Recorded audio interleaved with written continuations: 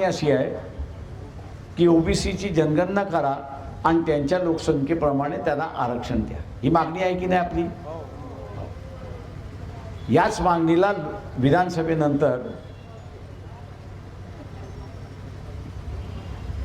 शासन काय करेल?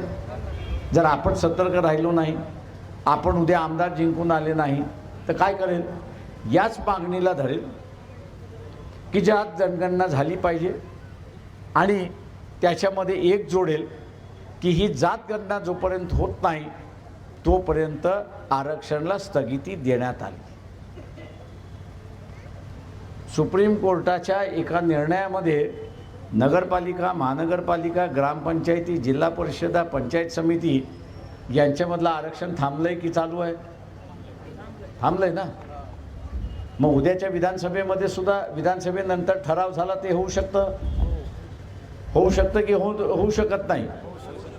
होऊ शकतं ना। म्हणजे काय झालं? सुंटी वाचून खोकला गेला।